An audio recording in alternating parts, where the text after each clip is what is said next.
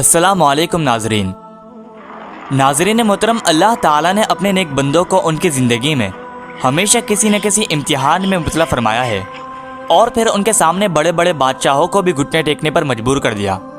दोस्तों, आज की इस वीडियो में हम जानेंगे अल्लाह के एक ऐसे नबी के बारे में कि जिनसे शेर भी डरते थे और जिनको अल्लाह ताला ने हज़रत यूसुफ अलैहिस्सलाम की तरह ख्वाबों की ताबीर का इल्म भी अता फरमाया था और जिनके सामने वक्त का जालिम और जाबिर बादशाह भी सरनुगो हो गया और जिन्होंने अपने खुदादात इल्म से आने वाले वक्त के बारे में ऐसी खबरें दी कि जिनको सुनकर बादशाह वक्त के जिस्म पर भी कपकपी तारी हो गई और जिन्होंने दुआ की थी कि मुझे उम्मत मोहम्मद सल्लल्लाहु अलैहि वसल्लम के लोग नमाज जनाजा पढ़कर दफन करें, जिन्होंने बनी इसराइल और उस वक्त के जालिम और जाबिर बादशाह के सामने आखिरी नबी हजरत मोहम्मद सल्लल्लाहु अलैहि वसल्लम की खबरें पेश की और उनको कई सदियां पहले ही बता दिया था कि जो इस खुदाए दीन के सामने डटने की कोशिश करेगा तो पत्थर के बुत की मानंद पाश पाश कर दिया जाएगा। दोस्तों, इन तमाम सवालात के जवाबात आज की इस वीडियो में हम आपके साथ शेयर करेंगे, लिहाजा आपसे हमारी गुजारिश है कि आप सब हमारी इस वीडियो को आखिर तक ज़रूर देखिएगा। दोस्तों, तारीख़ इंसानी में इस जलील क़दर नबी को हज़रत दानियाल अलैहिस्सलाम के नाम से जाना जाता है। हज़रत दानियाल अलैहिस्सलाम अल्लाह के बरगुज़ीदा पैगम्बर थे जो बनी इसराइल के ज़वाल के आखिरी दौर में पैदा हुए। आप 1457 क़ब्ल मसीह में बैतुल मक़दिस में पैदा हुए। दानियाल का लुग़वी माना है कि खुदा मेरा मुंसिफ है। नाज़रीन मोहतरम, हज़रत दानियाल अलैहिस्सलाम के वालिदैन के मुतालिक एहतनामे क़दीम और जदीद दोनों में कोई मालूमात मौजूद नहीं, लेकिन बाज़ मुअर्रिख़ीन ने लिखा है कि आप यहूदियों की नस्ल से थे जो बनी इसराइल का एक मुमताज़ और मर्तबे वाला ख़ानदान था। दोस्तों, जिस मुल्क के अंदर हज़रत दानियाल अलैहिस्सलाम पैदा हुए वहाँ के बादशाह के पास नजूमी आए और उन्होंने बादशाह से कहा कि एक बच्चा पैदा होगा जो तेरी बादशाहत को तबाह बर्बाद कर देगा। चनाचा इस पर बादशाह बरहम हुआ और बादशाह ने कहा कि अल्लाह की कसम, इस रात जो भी बच्चा पैदा होगा मैं ज़रूर उसको कत्ल करूँगा। चनाचा उसी रात हज़रत दानियाल अलैहिस्सलाम पैदा हुए तो लोगों ने उनको पकड़कर शेर की कचार में फेंक दिया। चनाचा शेरनी और शेर जब उस बच्चे के पास आए तो उसको प्यार करने लगे और उन्हें दिन रात चाटते रहते थे और हज़रत दानियाल अलैहिस्सलाम को शेर और शेरनी ने कोई नुकसान ना पहुँचाया। जब उनकी वालिदा मोहतरमा तशरीफ़ लाईं तो देखा कि शेरनी और शेर उनको चाट रहे हैं। इस तरह से अल्लाह तबारक व तआला ने हज़रत दानियाल अलैहिस्सलाम को बचपन में महफूज रखा, यहाँ तक कि आप उस मकाम व मर्तबे पर पहुँचे जो उनके लिए अल्लाह तबारक व तआला ने लौह महफूज में लिखा हुआ था। नाज़रीन मोहतरम, हज़रत दानियाल अलैहिस्सलाम की जवानी के दिनों में बनी इसराइल का बेहतरीन ज़माना था, लेकिन बनी इसराइल के बहुत से लोग बदआमालियों, जुल्म, ज़िनाकारी और तरह तरह की बुराइयों में पड़ चुके थे। हज़रत वहब बिन मुनब्बिह रहमतुल्लाह अलैह फरमाते हैं कि अल्लाह ताला ने बनी इसराइल के अंबिया में से एक नबी की तरफ वही की और उसे तारीख़ इंसानी में हज़रत अरमिया अलैहिस्सलाम के नाम से जाना जाता है। अल्लाह तबारक व तआला ने उनसे फरमाया कि बनी इसराइल में नाफरमानियाँ आम हो गई हैं, अपनी कौम में खड़े होकर उनको खबरदार कर दो। चनाचा हज़रत अरमिया अलैहिस्सलाम ने उनको अल्लाह तबारक व तआला का पैगाम पहुँचाया तो उन लोगों ने आपको झुटलाया और आप अलैहिस्सलाम को तरह तरह की तकलीफ़ें देकर आपको कैद के अंदर डाल दिया। अल्लाह तबारक व तआला के एक नबी की नाफरमानी और उनके झुटलाने की सज़ा उनको ये दी गई कि अल्लाह तबारक व तआला ने उन पर बुख्त नसर बादशाह को नफरत कर दिया। चनाचा बुख्त नसर बादशाह बैतुल मक़दिस के अंदर दाखिल हुआ और उसने वहाँ पर जाहिलियत का हुक्म नाफिज कर दिया और जालिम बादशाहों की तरह उन लोगों के साथ सलूक किया। उनमें से एक तिहाई को कत्ल कर दिया और एक तिहाई को कैद कर लिया। सिर्फ ज़ईफ़ मर्दों और औरतों को जिंदा छोड़ा। चनाचा जब बुख्त नसर फारिग होकर वापस जाने लगा तो उसने मालो दौलत भी लूट ली और कैदियों को हाँक कर साथ ले गया। उनमें बादशाहों और उलमा के बच्चों की तादाद 90,000 थी। उसने बैतुल मक़दिस में गंदगी फेंक कर और उसमें खंजीरों को ज़बह करके उसकी तौहीन की। उस दौर में हज़रत दाऊद अलैहिस्सलाम के ख़ानदान से ताल्लुक़ रखने वाले बच्चों की तादाद 7,000 थी, जबकि हज़रत यूसुफ अलैहिस्सलाम और उनके भाई बिन्यामीन के ख़ानदान से 11,000 बच्चे थे।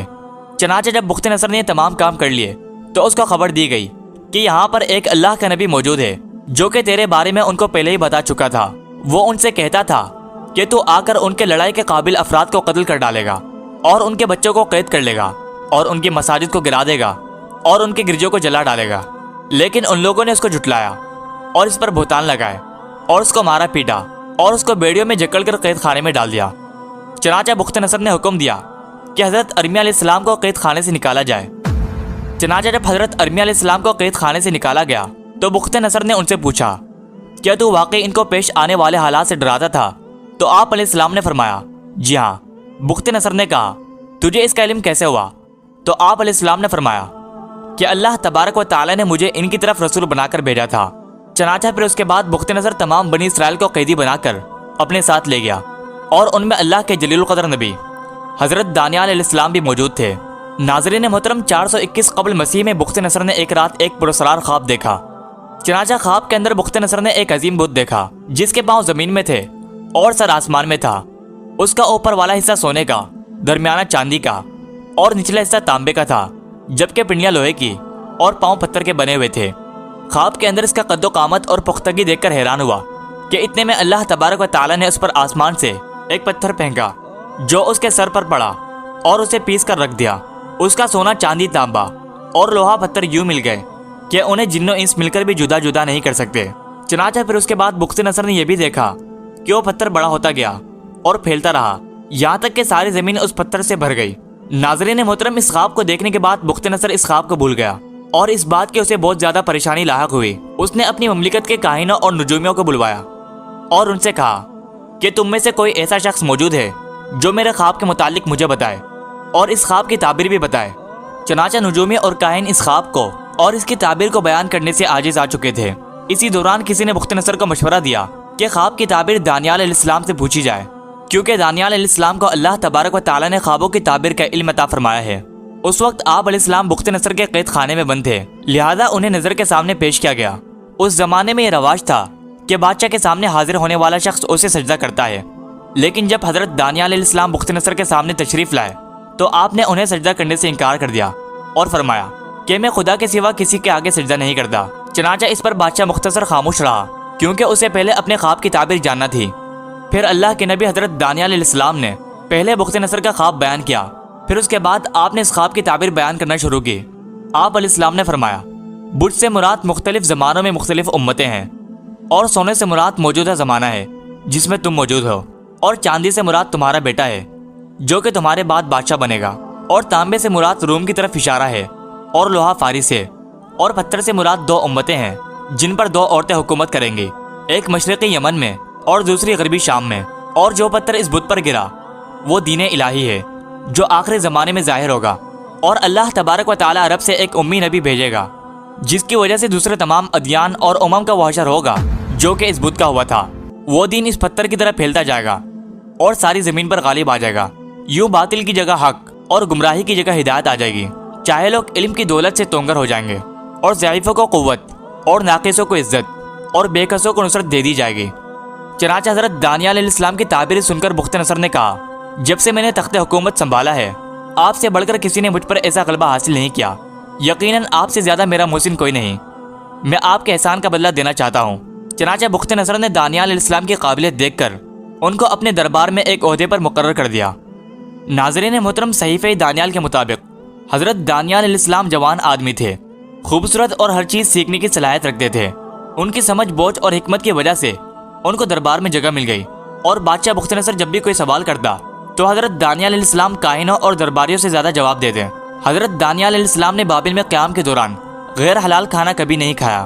آپ سادہ غذا اور پانی پر گزر بسر کیا کرتے تھے، لیکن اللہ نے ان کو حلال غذاؤں میں اتنی برکت عطا کی کہ آپ بابلی لوگوں سے زیادہ صحت مند نظر آتے تھے۔ حضرت دانیال علیہ السلام ہر وقت اپنے پروردگار کی عبادت میں مشغول رہتے اور روزانہ بیت المقدس کی جانب رخ کر کے اپنے خدا کی بزرگی اور بڑائی بیان کر دے۔